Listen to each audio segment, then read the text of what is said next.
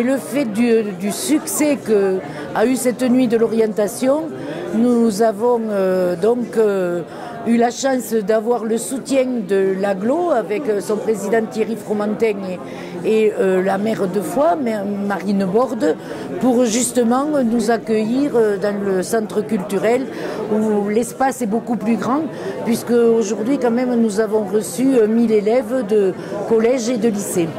Il y a plusieurs espaces. Un espace speed dating des métiers. 50 entreprises sont venues parler de leur métier avec leurs salariés. Il y a un espace coaching individuel et information sur les métiers, immersion métier avec les casques réalité virtuelle, etc.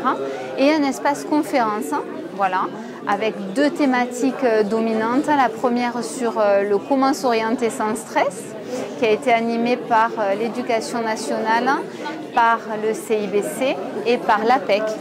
Et il y a également une conférence sur le métier d'entrepreneur, voilà, qui a lieu plutôt là à 17h30 sur le public en reconversion professionnelle ou les demandeurs d'emploi.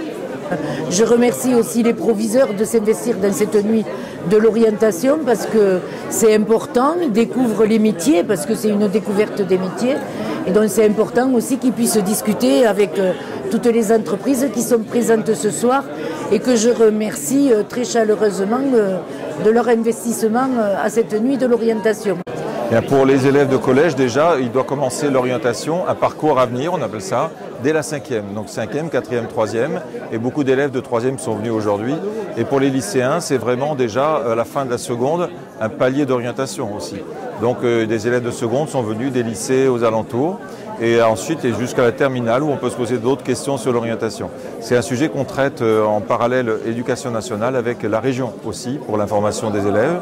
Et on a évidemment depuis quelques années maintenant augmenté notre cohésion et nos relations avec toutes les entreprises et avec, vous voyez, la Chambre de commerce et d'industrie, enfin voilà, avec les représentants des entreprises pour que les élèves aillent au contact direct des entrepreneurs et des métiers.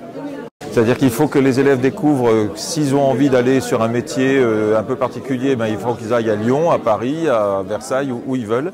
Il faut qu'ils puissent s'émanciper aussi et aller où c'est bien pour eux, quand ils en ont les capacités et les envies. Mais aussi, évidemment, il faut que les Ariégeois aillent sur des métiers en Ariège, évidemment. Mais il y en a qui reviennent aussi, donc ils vont faire plusieurs métiers et ensuite ils reviennent sur place.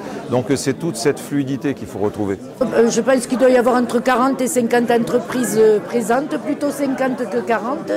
Et 2 entreprises que je voudrais citer, Aubert Duval et Enedis, qui ont participé financièrement à cet événement.